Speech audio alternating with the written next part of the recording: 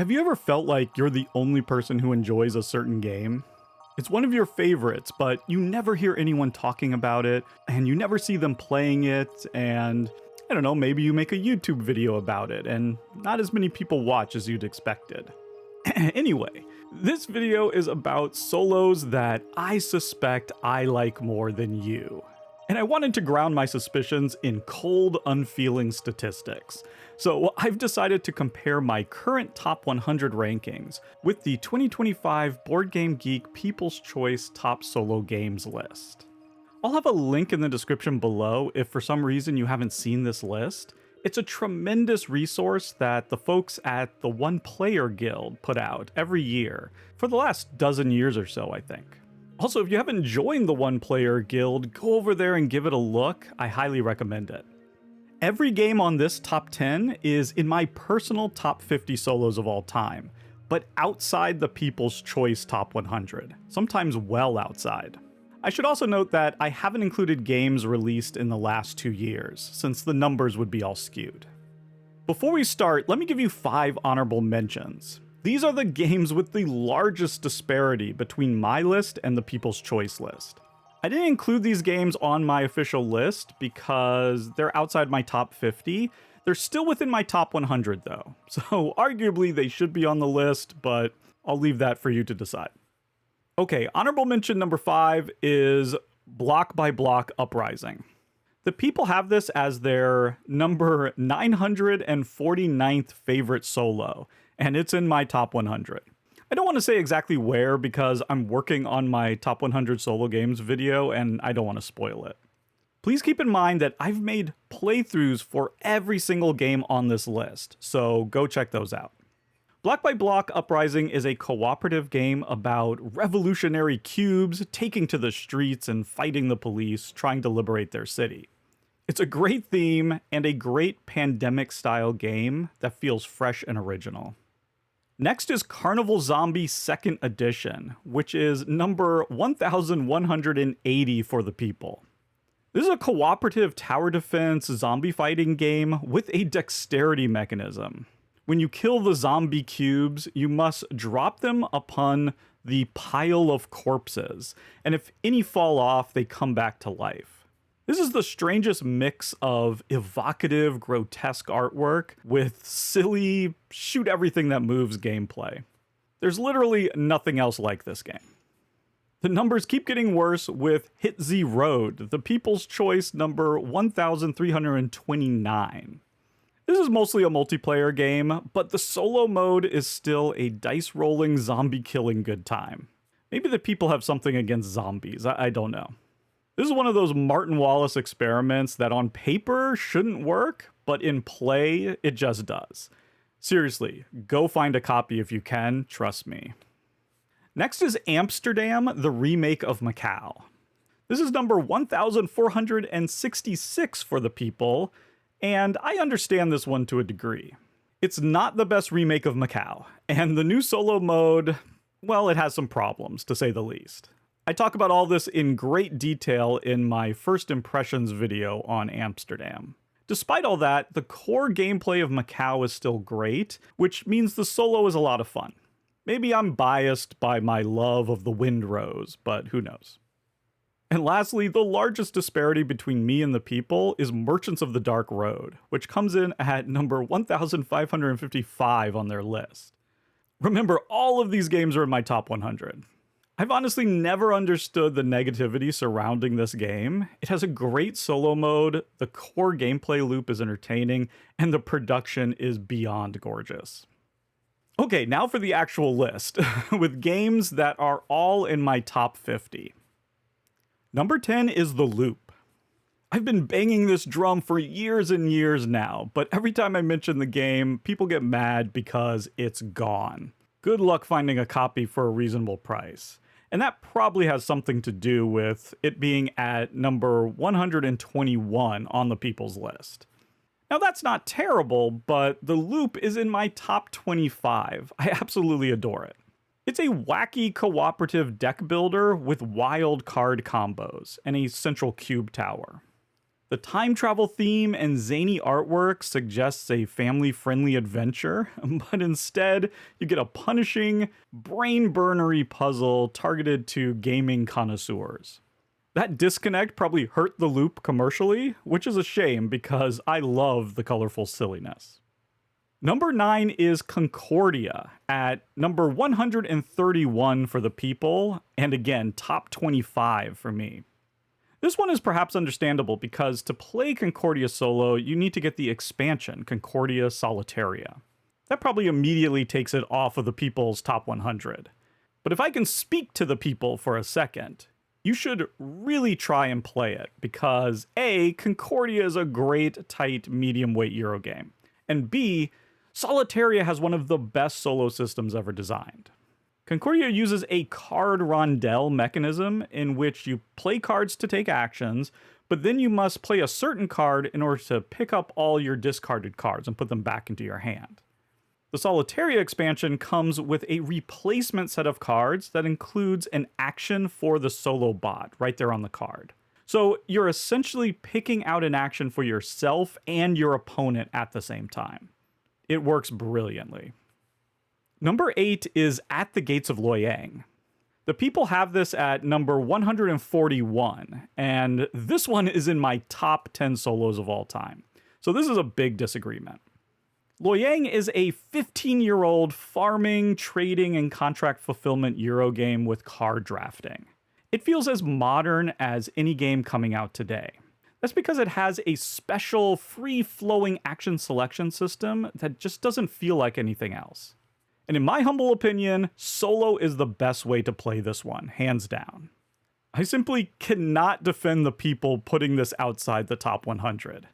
I can only assume it's because of the game's age and the lack of availability in recent years, but I have good news. At the Gates of Loyang is coming back in a second edition with all new Vincent to Trade artwork and a new cooperative mode. I can't wait to try that out. Number 7 is Oranienburger Kanal, another Rosenberg game that also recently got a remake that is just called Kanal. The people have this at number 161, and it's a top 25 game for me. This has got to be one of the most underappreciated games of the last few years. I believe it was hard to get initially, so that's definitely a factor here. It also looks kind of boring, I guess. I like it, honestly, with its bright yellow wheel and chunky wooden tokens. The remake is dark and brown and much less interesting to look at, in my opinion. Oranienburger Kanal is a puzzly city-building tile layer with cards that uses an action selection system and a resource wheel, similar to other Rosenberg games. Players activate cards in two ways, by surrounding them with different paths and by connecting them with bridges. So there's like this two-layered puzzle happening on the board. I find it very satisfying, replayable, and once again, I think solo is best. Number 6 is 51st State Ultimate Edition. This was number 170 for the people, and a top 50 for me. I'm going to make an excuse for the people again, because I'm specifically talking about the new solo mode that was added in the Ultimate Edition of 51st State. Before that, there was a simpler solo mode that I think was official. It might have been fan-made, but I think it was official. The new solo mode is just so much better. I imagine many players probably haven't played the new solo mode and are ranking this based on the older version. And so this one isn't the fault of the people. Either way, 51st State is a great game. It's sort of an engine-building card game, but it has these super quick, simple actions. The solo mode manages to preserve that rapid pace, which is something that makes it stand out amongst many solo games with an Automa player. Number 5 is Coffee Roaster. This one surprised me because I thought this was a popular, short, solo-only bag building experience. But the people have this at 164, while I have it in my top 25. I should mention that the reprint was really mismanaged. They changed the artwork to something really generic, which is just a baffling decision. The original game, which I'm showing here, has this quirky, charming artwork. It's been impossible to get it for quite some time, I believe. That certainly could play into the low People's Choice number. It certainly can't be the gameplay, because that is unique and addictive. You're trying to craft the perfect cup of coffee by pulling tokens from a bag, which represent beans, and then you're roasting them to higher and higher values, trying not to burn them. There's also tokens you can spend with special abilities that let you manipulate the bag. At the end of the game, you brew your cup of coffee, hoping to pull an exact value of tokens from your bag. I don't even drink coffee anymore, but I'll never stop playing Coffee Roaster. Number 4 is The Lost Expedition. This is another game I try to champion anytime I can. I must not be getting through to the people because they have it at number 208. Having this outside the top 200 is a crime against board games.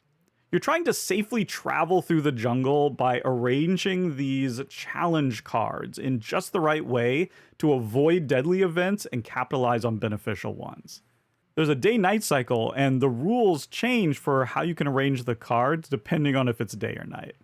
And the artwork really helps to bring home the story because it's on these big tarot-sized cards.